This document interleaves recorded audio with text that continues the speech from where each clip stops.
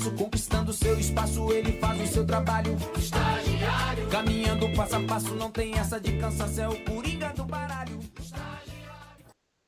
Bom, boa tarde a todos. Eu sou o Bruno, da engenharia, sou do ano de 2018 aí. Atualmente me encontro estagiando na Zaraplast, uma empresa de produção de embalagens flexíveis. E hoje eu me encontro no rumo da engenharia de produção. Eu sei que nosso curso é da engenharia de biosistemas, mas nós temos bastante coisa relacionadas aí, vou acabar apresentando para vocês. Bom, nós da Zaraplast, quem nós somos, o que nós fazemos, como eu citei, nós somos uma empresa de embalagens flexíveis, então fazemos diferentes tipos de embalagem com diferentes matérias-primas, PE, que é polietileno, PP, polipropileno, PET, então diferentes tipos de plástico, onde nós realizamos toda a cadeia da produção, então nós pegamos esse plástico em micropartículas, em granulações pequenas, realizamos a sua extrusão, transformamos ele em filme, onde esse filme nós vamos fazer a impressão e gravação dos nossos clientes nesse plástico. Então, hoje, basicamente, nas duas plantas que nós temos onde eu atuo e sou responsável, nós trabalhamos com dois tipos diferentes na gravação do plástico filme. Nós trabalhamos com a rotogravura e a flexografia. Para resumir basicamente para vocês quais são a diferença desse tipo de impressão, a rotogravura ela acontece onde um cilindro, eu peço até desculpa, mas por questões sigilosas não posso ficar colocando muita foto da nossa empresa e de algumas coisas que nós utilizamos, mas nós temos um cilindro onde ele recebe um banho de cromo, de zinco, então ele cria-se alvéolos, como se fossem casinhas de abelha que depositam mel, onde ali vai depositada uma tinta. E essa tinta é realizada por contrapressão de um outro cilindro, a impressão no plástico filme. Esse plástico filme passa entre esses dois cilindros e acaba imprimindo no plástico a logo daquela empresa. Esse é o método de rotogravura. O método de flexografia, ao invés de for alvéolos e cilindros, onde a gente faz a gravação, ele funciona como se fosse um carimbo. Nós chamamos de clichês, onde nós fazemos a logo, ou então a escrita que vai naquela determinada embalagem, e ela passa praticamente carimbando o plástico. Ele é um processo mais delicado, mais sensível. A rotogravura acaba sendo um processo aí um pouco mais caro, mas que garante uma qualidade maior das embalagens. Mas ambos são bons, ambos têm grande mercado. Nós temos grandes clientes, não cheguei a listar os clientes, mas temos clientes como Nestlé, Cargill, Paraty, entre alguns outros aí que, graças a Deus, confiam no nosso trabalho. E, bom, nós produzimos aí embalagens do tipo de alimentos, pet foods, personal care, fraldas absorventes, bebidas, cafés. Então, são bastante tipo de produtos aí que a gente tem da embalagem flexível.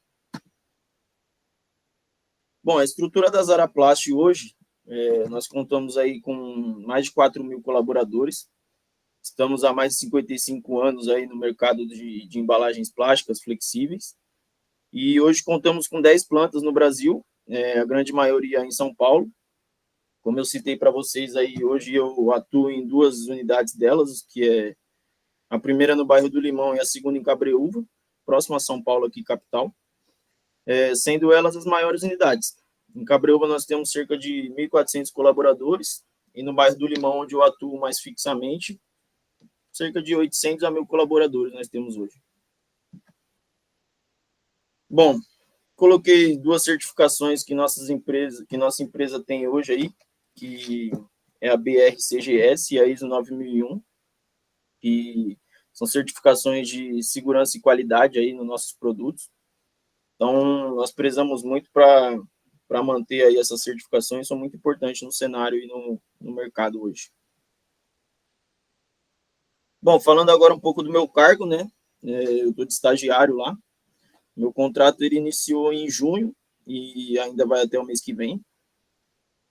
Então, o nosso setor lá é o setor da gerência industrial. como eu disse, a engenharia de produção.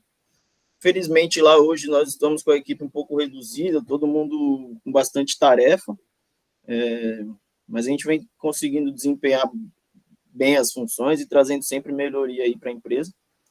Hoje nós contamos com 3 estagiários lá, eu e mais 2, onde nós damos todo o suporte aí para os engenheiros efetivos que tem, os engenheiros sêniores.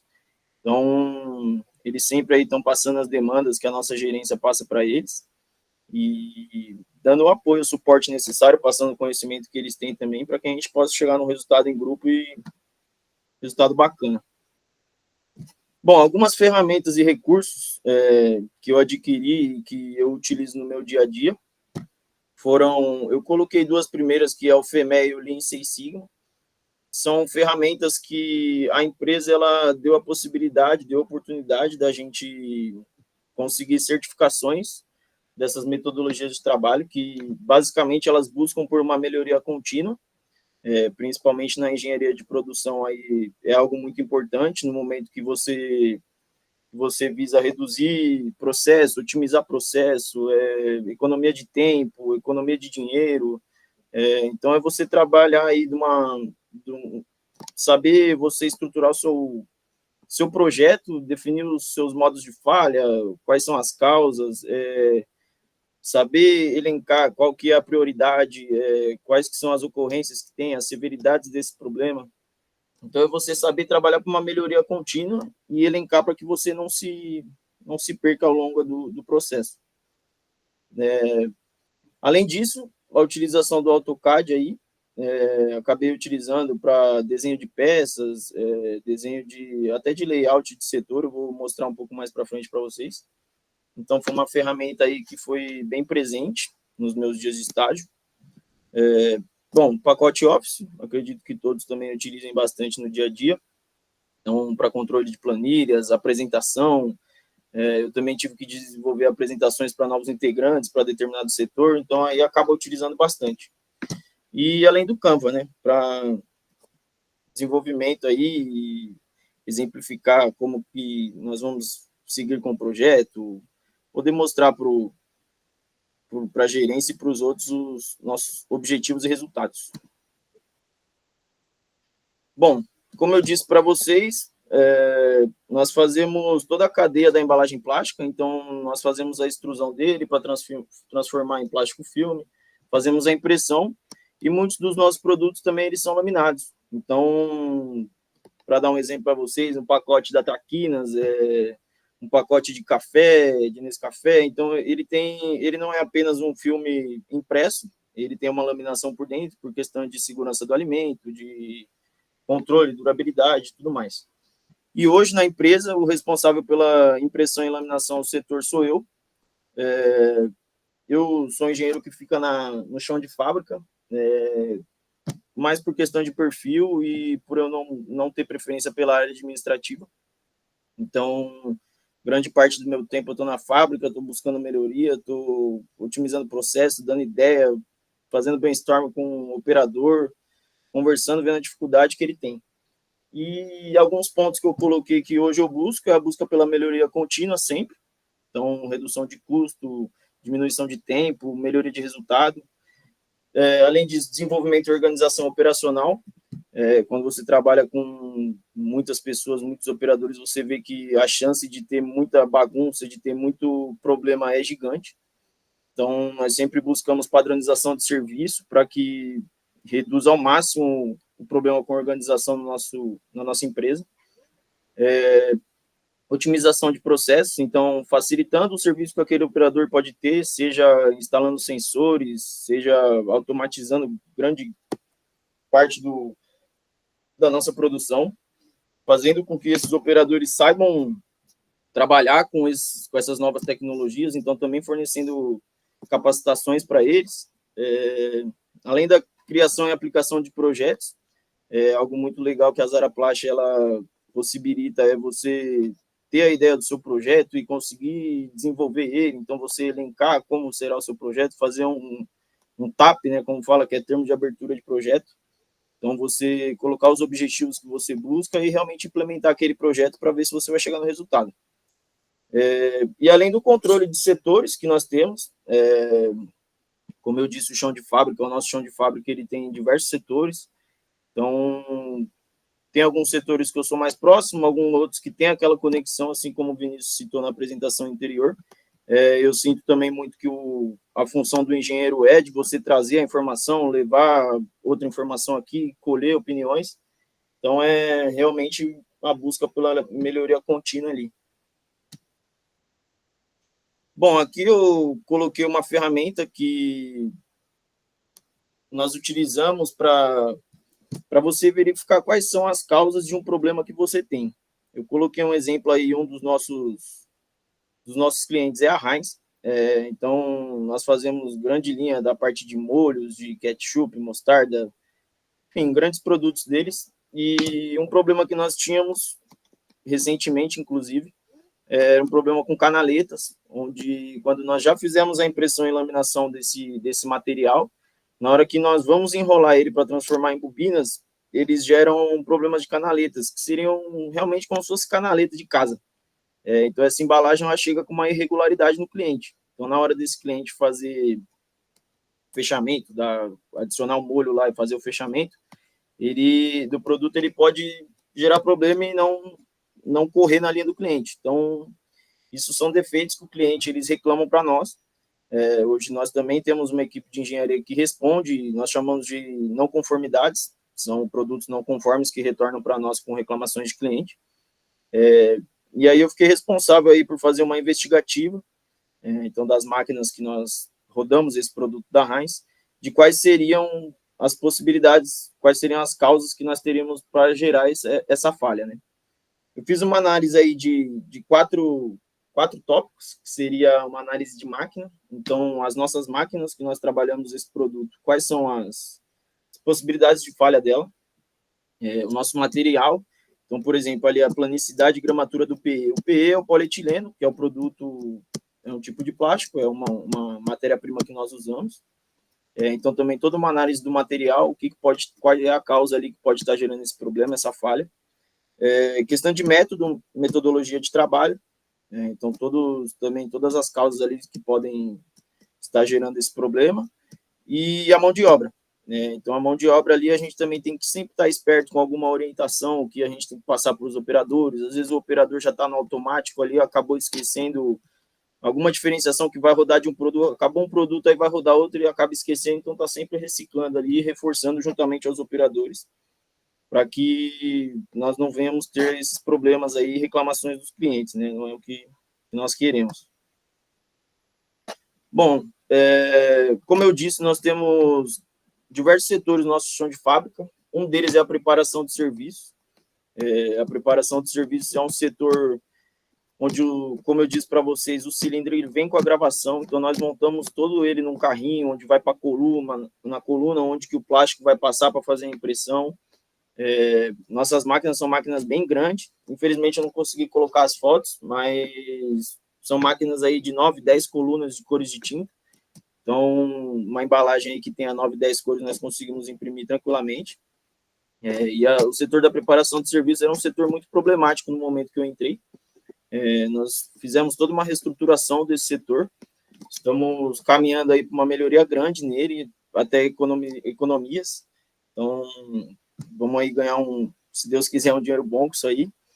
E um exemplo aí que eu tinha citado do AutoCAD foi essa planta que eu fiz do nosso setor da preparação de serviço, juntamente com a ajuda do engenheiro, onde nós basicamente mudamos a estrutura do setor por questão de fluxo de trabalho, os operadores não estavam se entendendo, nós estávamos tendo muita dificuldade com até a questão do operador se manter na empresa, se manter no setor, porque ele é um dos pulmões ali da empresa, então é um setor que é bem complicado, é bastante trabalhoso, exige bastante força braçal, tem bastante cobrança. Então, nós estamos trabalhando bastante aí para melhoria e ver se a gente consegue firmar uma equipe, facilitar o serviço para eles lá, para que não gere problemas para nós mesmo. Bom, aqui foi alguma das estruturações que nós fizemos.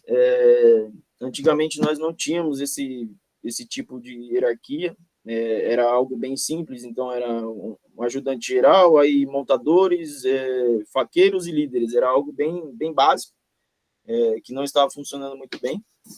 Então, eu acabei, junto com a ajuda do engenheiro, desenvolvendo essa questão aí do setor da preparação de serviço em questão do organograma. Então, separando melhor as funções de cada um, como que eles devem fazer, qual é a possibilidade de efetivação dele. Então, assim, trazendo mais esperança para aquele operador e para que ele trabalhe ali visando um futuro próspero, né?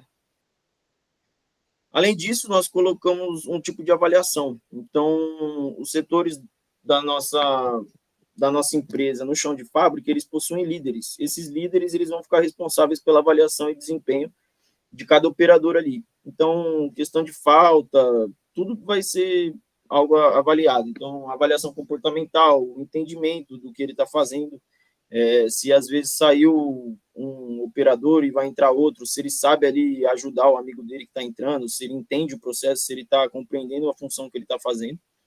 Então, além disso, vai ser avaliada a forma dele fazer, se ele não tem descuido com as coisas, se ele faz aquilo certo, se a opinião que ele passa para o outro é uma opinião certa. Então, todo tipo de avaliação, até comportamental.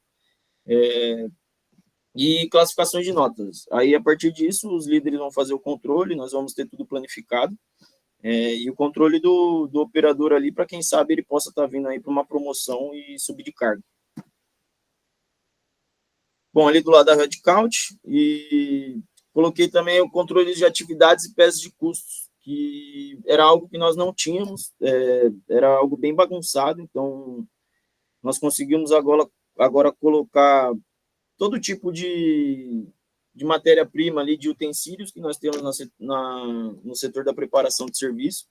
Então, isso para melhorar, para a gente conseguir ter uma noção de quantas peças a gente precisa ter em estoque, qual que é a durabilidade daquela peça, quanto que eu acabo perdendo em uma mudança que eu fiz aqui. Então, era algo que não tinha e é algo que tem que ter, é muito importante. Então, participei dessa criação também voltada para a preparação de serviço. Aqui foram planos de trabalho que foi algo muito, muito legal. É algo que, dentro do setor da preparação de serviço, nós temos vários processos. Então, como você montar um carrinho que vai acontecer a impressão, como você limpar a bomba daquele carrinho, como você montar as peças que aquele carrinho precisa, seja o tinteiro, seja o retorno da tinta, seja a mangueira que vai ligada. Então, assim, são planos de trabalho, como tem duas fotos aqui no canto, eles ficam posicionados no setor, e além do plano de trabalho, juntamente tem o plano de qualidade. Então, o operador que está ingressando, ou até mesmo aquele que já está na empresa há algum tempo, ele pode reciclar o conhecimento, sanar a dúvida dele com esses planos de trabalho que fica posicionado no setor. Ele está desempenhando uma função, apareceu uma dúvida, é só ele ir ali no plano de trabalho, ali está tudo descrito, fizemos tudo através do Excel, com exemplo, foto, imagem. Então, é algo bem completo, assim, para que o operador não se sinta abandonado. Ele tem ali como sanar a dúvida dele. Bom, agora alguns dos projetos que eu iniciei e ainda estou implementando na Zara, 3 principais que foi o que eu fiz. Foi primeiro a manutenção dos carrinhos que nós utilizamos, eu coloquei uma foto aí no canto inferior esquerdo. Infelizmente ele não está na empresa, não posso colocar imagens dele na empresa funcionando, mas nós fizemos toda uma reestruturação do nosso carrinho, porque até na imagem da direita dá para observar um pouco que tem uma sujidade ali no pé dele e tudo mais. Então, assim, é um problema grande que nós temos com sujeira. A nossa tinta ela é à base de solvente, acetato de etila. Então, assim, não é uma tinta à base de água, que nem a tinta guache, ela não sai com facilidade, ela só sai com a remoção no solvente, e o solvente tem um alto custo. Então, nós temos que limpar esses carrinhos, temos um problema com bastante sujidade. Então, nós fizemos toda uma reforma nele, além da placa de identificação que eu fiz, porque nossos carrinhos, eles não tinham, como eu posso dizer, um RG, assim, um registro, ele não tinha um nome. Então, nós temos diversos carrinhos, e aí deu problema em um, eu abro uma solicitação de serviço para manutenção, mas a manutenção não sabe que carrinho que é, fica meio desconexo a informação. Então, essas placas de identificação, além de facilitar a manutenção, serve também para a limpeza dos carrinhos. Então, hoje você consegue abrir uma solicitação de serviço para que outro setor venha fazer a manutenção e ele saiba qual carrinho ele está precisando mexer.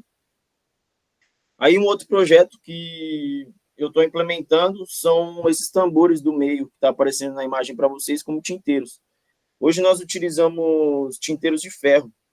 E esses tinteiros de ferro, qual que é o fluxo de trabalho dele? Hoje ele sai do setor da preparação de serviço, ele é posicionado na máquina, no carrinho, porém a nossa tinta, ela sai do nosso setor de tintas em balde plástico. Então, nós temos um grande custo com esse balde plástico, além de poluição, descarte de plástico, porque, como eu disse, acetato de etila, que é o solvente da nossa tinta, ele não sai com água. Então, esse balde plástico nós utilizamos e temos que descartar. E eu consegui encontrar um tambor em São Paulo, que fosse próximo, tivesse um custo aceitável para nós, que não fosse sair muito da nossa verba ali, e consegui encontrar um tambor que ele tem um tratamento interno de níquel e ele sai com solvente. Então, hoje nós temos uma destilaria dentro da empresa, e então todo solvente sujo nós conseguimos destilar ele e transformar em limpo. Então, esse solvente nós conseguimos limpar os tambores, e aí vamos tentar reduzir ao máximo o custo com balde e o descarte de balde também, por ser um grande poluente aí da nossa produção. Além disso, utilização do AutoCAD aí para desenvolvimento de peças. Eu coloquei uma peça aí que eu desenvolvi esses tempos de proteções laterais. Como eu disse, vocês podem até observar na imagem que tem uma grande sujidade aí nas colunas, na banheira ali do carrinho, porque o cilindro, por ele ter uma grande rotação, uma alta velocidade de rotação, ele acaba espirrando a tinta. Então, as proteções, elas vêm aí para manter a limpeza da nossa máquina, diminuição de tempo de parada de máquina, porque muitas das vezes nós temos que parar a máquina para fazer toda uma higienização, limpeza dela, querendo ou não, nós mexemos com embalagens que vão para alimentícias, então temos que manter aí a qualidade do produto. E aí essas peças, elas vêm servindo aí para diminuir a sujeira que nós temos hoje. E basicamente é isso. Acredito que a engenharia no geral aí foi muito boa para mim. Bastante matéria aí que eu tive durante a graduação, eu consegui perceber na prática agora durante o estágio, questão de desenho técnico, até mecânica dos fluidos aí que me acompanhou por longos anos na faculdade, questão de perda de carga, funcionamento de bomba. Então, foram matérias aí bastante influentes no meu estágio agora, além de resistência de material, conhecimento por muitas matérias aí. Eu agradeço a todos os professores, a todos os colegas durante esses anos. E se alguém tiver alguma dúvida aí,